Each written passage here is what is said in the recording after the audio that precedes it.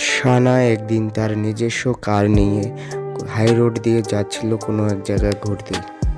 সানার গাড়িটির স্পিড মোটামুটি ভালোই ছিল, তবে কিন্তু সানার গাড়িটি চলতে চলতে হঠাৎ করে পিছন থেকে কেমন একটা যেন আওয়াজ আসলো।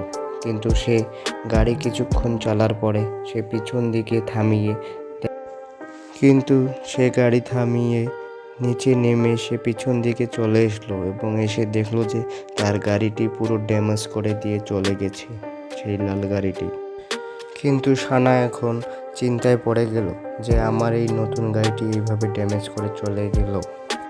কিন্তু সানা তার গাড়ির লোকসান কিছু আদায় করার জন্য সেই লাল গাড়িটির পিছা করতে লাগলো কিন্তু সানা সেই গাড়িটিকে ধরার জন্য তার পিছু পিছু ছুটতে লাগলো। সে সেই রাস্তায় যেতে লাগলো এবং চিন্তা করতে লাগলো যে সে কোথায় যেতে পারে।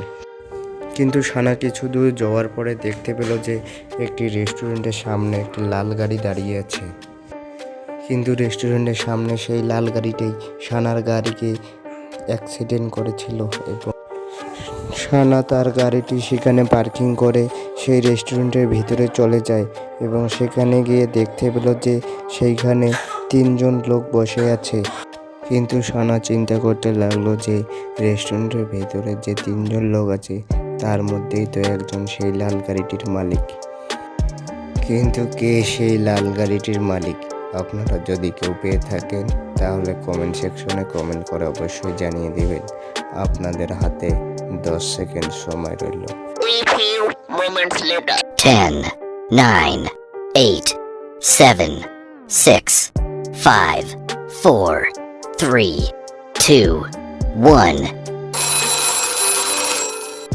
এই 3 জনের মধ্যে সানার গাড়িটিকে যে ঘর্ষণ লেগেছিল সেই লাল গাড়িটির মালিক দেখুন, প্রথম জনের কাছে দেখুন খাবার আছে, দ্বিতীয় জনের আছে, কিন্তু তৃতীয় জন ব্যক্তি এখনও সেই খাবারের মেনু কার্ডটি দেখছিল। সেই হবে সানার গাড়িটিকে ঘর্ষণ লাগানোর।